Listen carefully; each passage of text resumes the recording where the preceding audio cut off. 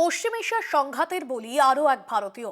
বৃহস্পতিবার ব্যালিস্টিক ক্ষেপণাস্ত্র ধ্বংস করা হয়, তবে ভেঙে পড়া টুকরোর আঘাতে প্রাণ হারান এক ভারতীয়, যার মৃত্যুতে শোক প্রকাশ ভারতীয় দূতাবাসের। পশ্চিম এশিয়ার সংঘাতের বলি আরও এক ভারতীয়। আপনাদের জানিয়ে রাখবো, বৃহস্পতিবার ব্যালিস্টিক ক্ষেপণাস্ত্র ধ্বংস করা হয়। পশ্চিম এশিয়ার সংঘাতের বলি আরও এক ভারতীয়। প্রতিনিধি নিমাই পান্ডা রয়েছেন আমাদের সঙ্গে সরাসরি নিউজরুম থেকে। নিমাইদা, এই যে ব্যালিস্টিক ক্ষেপণাস্ত্র ধ্বংস করা হয় এবং একজন ভারতীয় আহত হয়েছেন বলে জানা গিয়েছে, ঠিক কি ঘটেছে, কি জানা যাচ্ছে? বাসুদেব, আবুধাবিতে এই ঘটনা ঘটেছে এবং আবুধাবিতে একটি ব্যালিস্টিক মিসাইল আঘাত হানতে চেষ্টা করছিল। তখনই তাদের যে এয়ার ডিফেন্স সিস্টেম রয়েছে তারা সেই ব্যালিস্টিক মিসাইলটিকে নিউট্রালাইজ করে।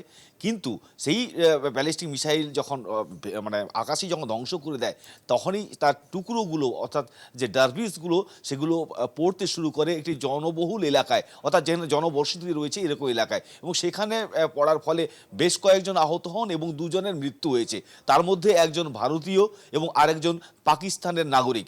যা আবুধাবি সূত্রে জানা যাচ্ছে যে এই ঘটনায় তারা যদিও ব্যালিস্টিক মিসাইলটিকে নিউট্রালাইজ করতে পেরেছিল, সেটা আঘাত আনতে পারেনি, আকাশেই ধ্বংস করে দেওয়া হয়, কিন্তু তার ডার্বিস বা তার টুকরোগুলো সেগুলো পড়ে জনবসতি এলাকায় এবং সেখানে দুজনের মৃত্যু হয়েছে, তার মধ্যে একজন ভারতীয়। এবং এই যে পশ্চিম এশিয়ায় ইরানের সঙ্গে ইসরায়েল এবং আমেরিকার যুদ্ধ চলছে, তাতে এখনও পর্যন্ত চতুর্থ সপ্তাহ পড়েছে এই যুদ্ধ, এবং এখনো পর্যন্ত মৃত্যু হয়েছে কমপক্ষে 7 জন ভারতীয়ের। এছাড়াও অন্যান্য দেশের নাগরিক রয়েছেন যাদের মৃত্যু হয়েছে, তবে ভারতীয় নাগরিক যারা ইরান বা ইসরায়েল যাদের যেখানে যেখানে আক্রমণ চালাচ্ছে সেই সব জায়গায় যারা বসবাস করছেন, সেরকম তার মধ্যে ভারতীয় কমপক্ষে 7 জনের মৃত্যু হয়েছে। তার মধ্যে বৃহস্পতিবার আবুধাবিতে একজনের মৃত্যু হয়েছে।